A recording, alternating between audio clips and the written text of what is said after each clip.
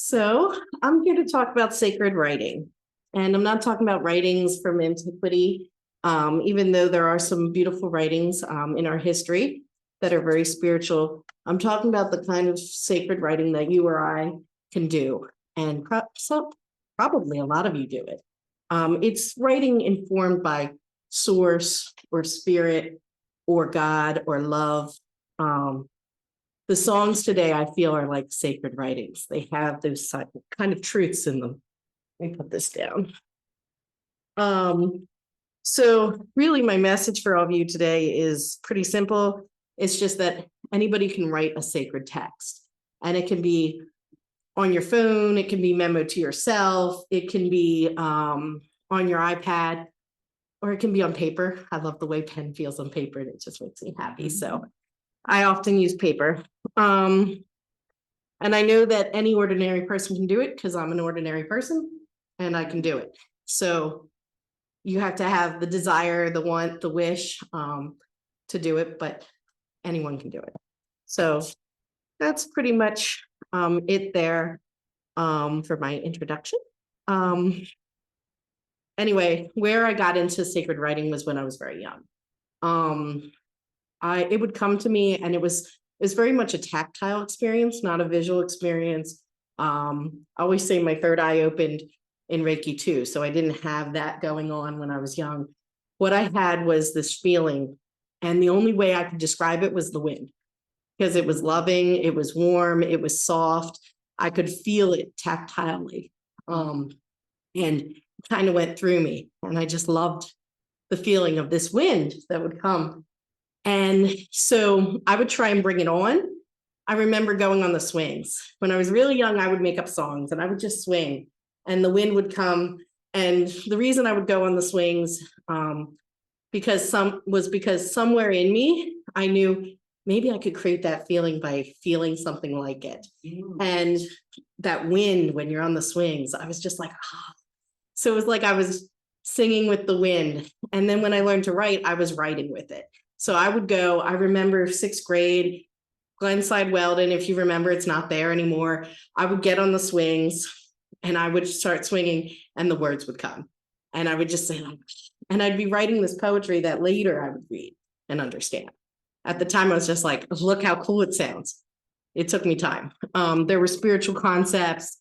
There were things about myself that I didn't fully understand until I was older that came out in these poems. And I just was like, I wish I had saved more of them. But I, over the years, have lost some.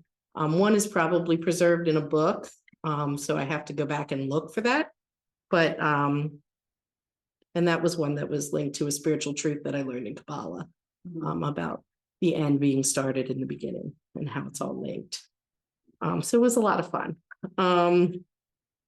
So I guess my early process has changed. Obviously, I don't go jumping on the swings every time I want to write and start going, but that was my early process. It was a very like attracts like and a desire for that joy, that love, that presence. And I guess the presence was pretty obliging because it came.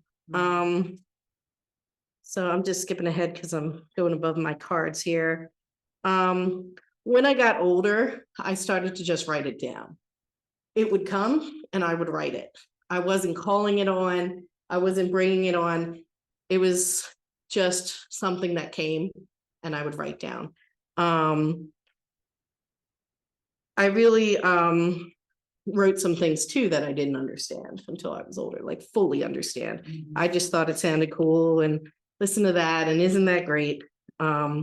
So I started collecting notebooks, and I always love a good notebook. If I go to a store and they have notebooks, I'm always like, let me look. And I started learning about the angels at that time. A little bit of Doreen Virtue. I read her book on Archangel Gabriel, patron saint of writers. So I was really clinging to him with my writing. So there was a period of time when, it was really just Gabriel. And I would be like, okay, Gabriel, come write with me. And he had some good advice. So I'm just going to share a little. This is an older notebook that I have. And I can just share something that he's given me. Opportunity transcends everything, even your doubts. Blessings do not require your acknowledgement. They are simply sent and received at your doorstep. Even if you proceed past them day after day, as if they are not there at all, they do not spoil. They simply pile up, waiting to be counted.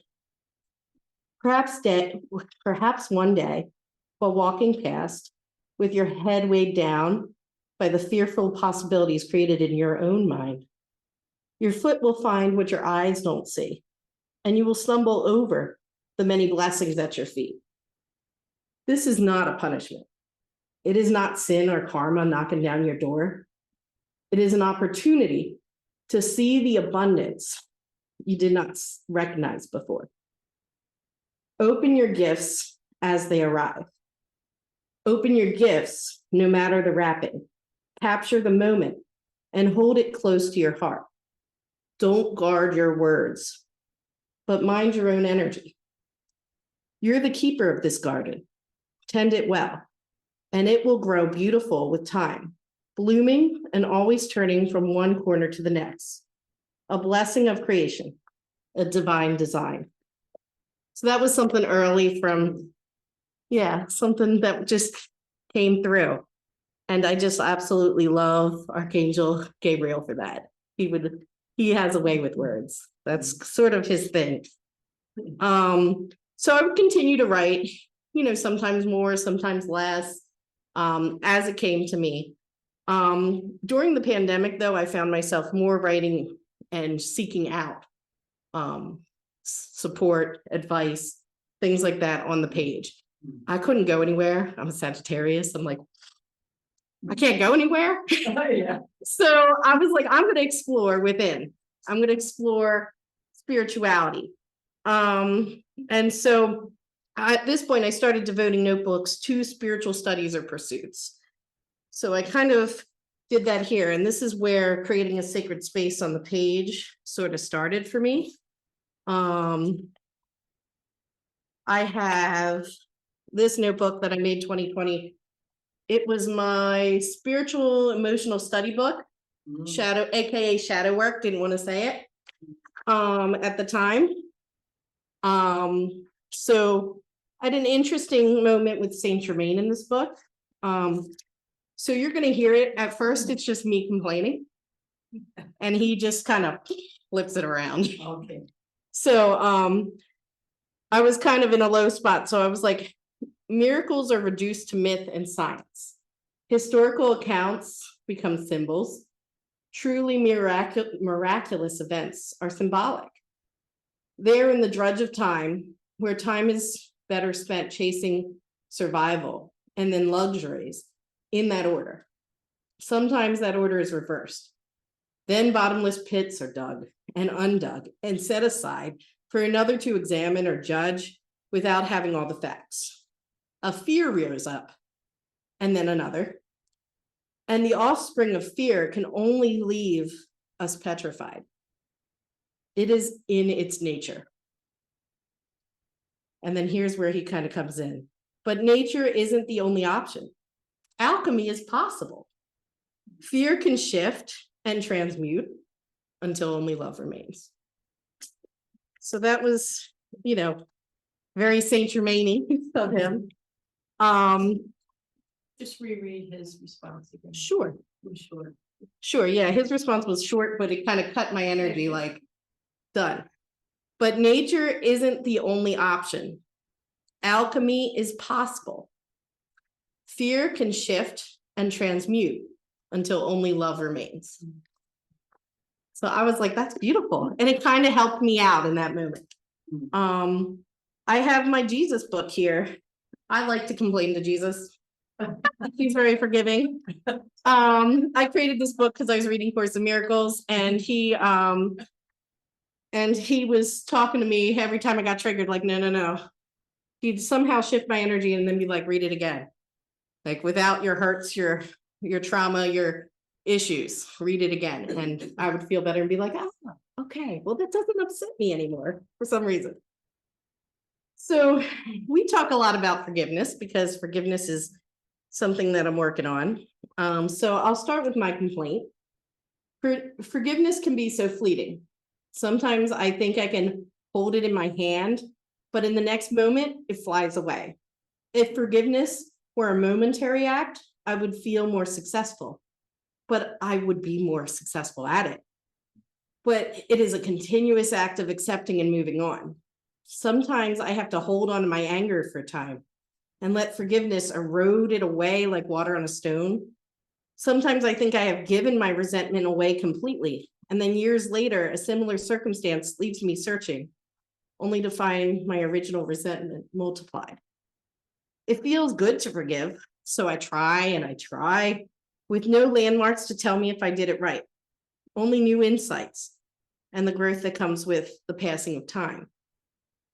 And so his response was, love abides and replaces all the rest. Don't ruminate on the steps you took. Be present at the dawn of the new moment, a new opportunity, a new way of life, where forgiveness sits upon the throne, sorting between what is wrong and right. So that just made me happy. He actually wrote me a similar one, which I don't think I have time for right now, but recently, because I'm still working on it, go figure. Sliding down. Yeah. No, you're fine. Where forgiveness sits upon the throne, sorting between what is wrong or right.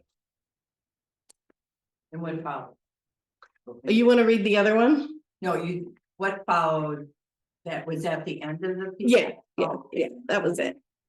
That was it. I had one that I wrote recently about forgiveness, just because I'm still working on forgiveness, but. And then this is my Kabbalah book.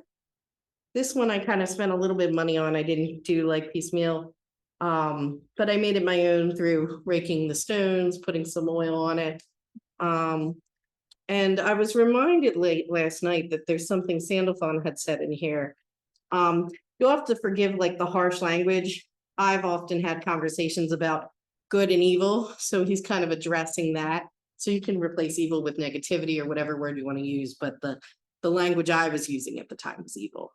Some acts of goodness are very strong.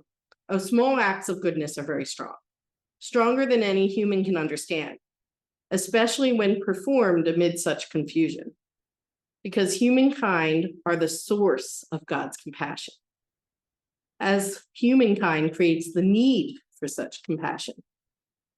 Goodness is stronger than evil because God backs goodness and gentleness and light and love. Whatever God believes in multiplies. God believes in the goodness within you. And in that, I would say within all of you as well. So those are just some examples of things I've had through the years. Sometimes my process was just to get it all out, get my complaints out and let them insert the goodness, because sometimes you have to release in order to receive.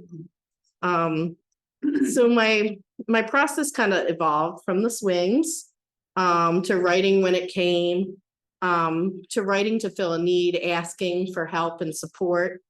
And then I have a current process, which I am somewhat committed to. I'm not big on commitment. I'm a Sagittarius, like I said, but I do kind of follow this process. So I do promote you guys, if you want to try it, you can follow this process or a process that works for you. The important thing is that you're writing and you're receiving. So the first step in the process is to create a sacred space. So usually I create a purpose. I have a thought in my mind. I want to do a book on a certain spiritual study, or to connect with a specific energy, or to do shadow work.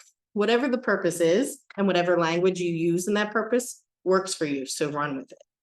And then I find a notebook and I make it my own.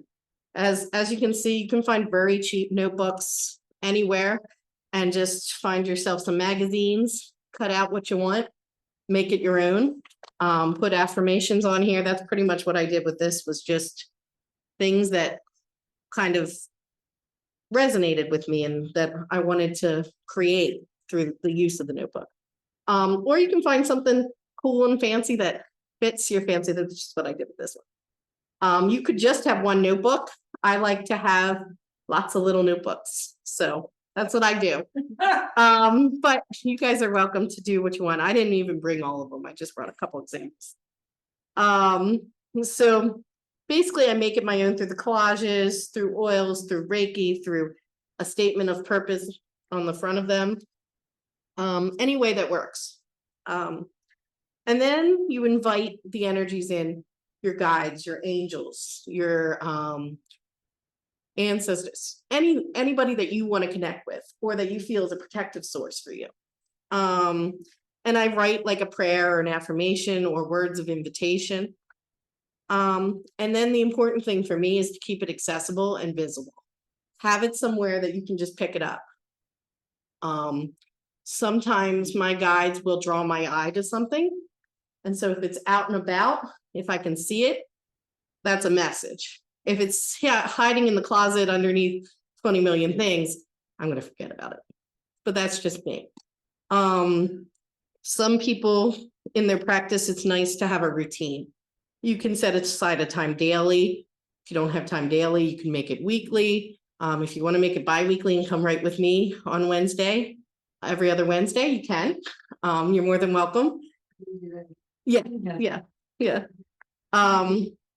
And also have it available in case you have a need for it. So you might be struggling and then you catch a glimpse of it and you're like, oh, maybe Jesus will talk to me today about forgiveness and I'll feel better. So that's one thing I suggest once you made the book. And setting up a mini purpose for that writing session is nice too. So this is my Jesus book, but I'm struggling with forgiveness. So that's what I'm going to talk about, right? Or this is my emotional healing book and I'm having a lot of anger. So that's what I'm going to work on today. So just having a little idea of a purpose. If you don't know, and it's just you're doing it because it's your daily writing, you can say, hey, what's ever in my highest good. There's no real rules to this. It's what works for you. And then I write down a question or an explanation of the situation. Like I said, if I'm heated, I need to do a lot of writing before they write because I need to get it out of me. So that can really help. And then I connect, which is pretty much I breathe, I bring in the light, and I wait. I invite the energy in, I re-ask the question, and then I breathe and allow myself to receive the information. Even if it's like a small amount. Sometimes I skip that step because I'm so busy venting that they just cut it. And they're just like, here's the energy you need. This is what you need to know. Because they see me going down the rabbit hole and they're blissfully very gracious like that. So like I said, they're guidelines. Me and Ken had a conversation about the waiting and breathing part of this process. And I've been practicing that a little more and that was kind of fun. So those of you who don't know, Ken is the guy who did the seed. He also finds speakers and stuff. So, you know, it's a lot of fun to kind of get and draw information from other people and use it in your own practice. So, and I hope that's what you'll do today.